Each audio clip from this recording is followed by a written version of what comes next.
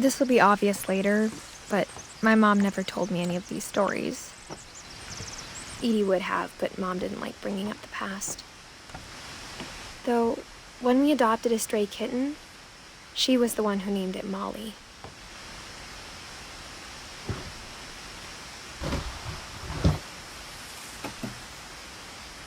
I spent a lot of time in Great-Grandma Edie's room.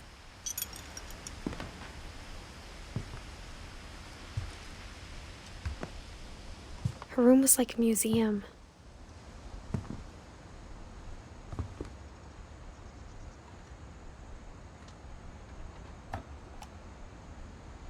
For 500 years, the Finches have been famous throughout Norway for their fortune and misfortune. Odin Finch buries the latest victims of the family curse, his wife Ingeborg and their newborn son, Johan. On January 7th, 1937, he set sail with his family and his house, hoping to leave the curse behind. But 40-foot waves off the coast of Washington send the house and Odin to the bottom of the sea.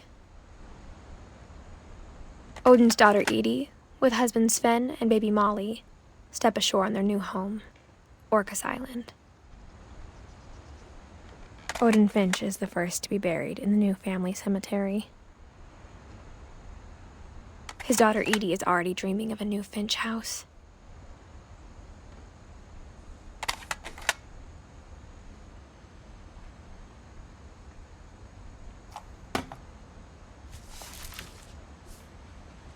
Whatever's wrong with this family, it goes back a long ways.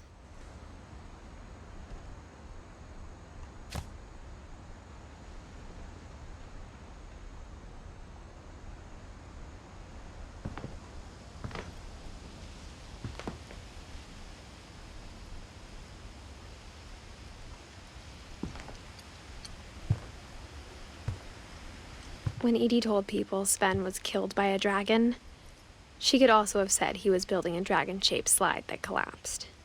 She could have, but she didn't.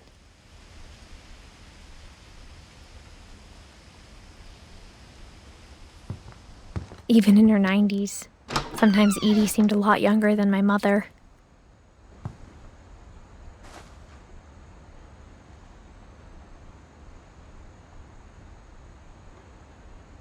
The only trace Grandpa Sam's first wife, Kay, left on the house was the pink bathroom.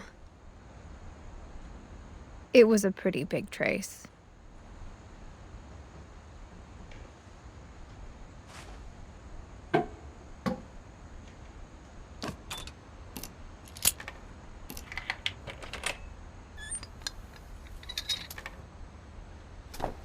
There's a secret in this bathroom. It's in the last place you would look. It isn't in the cupboard. It's hidden in this book.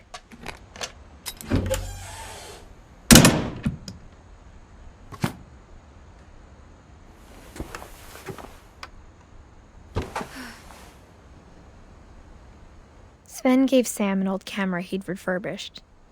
He never put it down.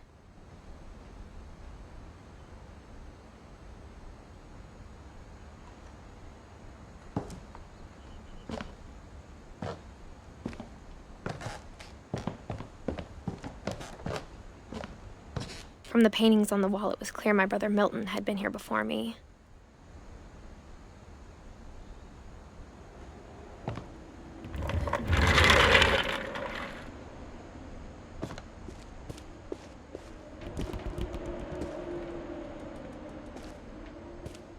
I knew Grandpa Sam had a twin,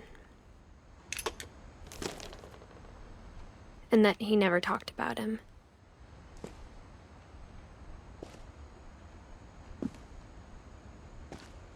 I guess my grandpa didn't like history any more than my mom did.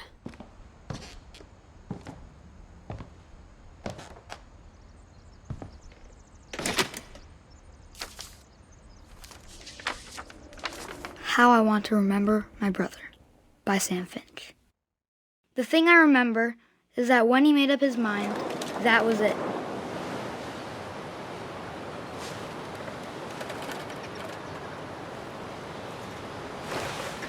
My brother said he'd die before he ate another mushroom.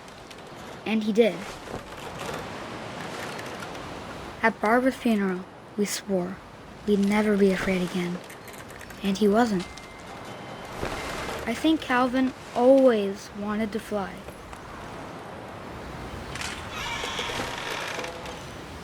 Sam! Calvin! Dinner's ready! Coming! But that day, he finally made up his mind to do it.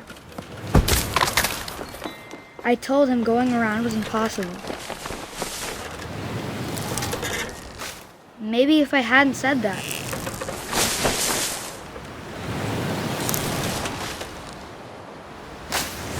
Calvin! I'm not gonna tell you again! Or maybe if the wind hadn't picked up. Then maybe he'd still be here. But I doubt it.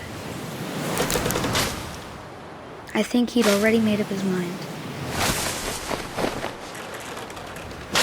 That's what I want to remember about my brother.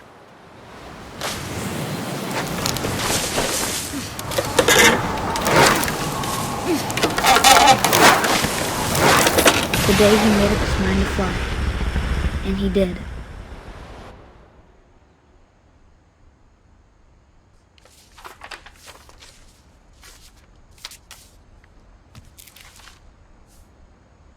Calvin's story felt strangely familiar.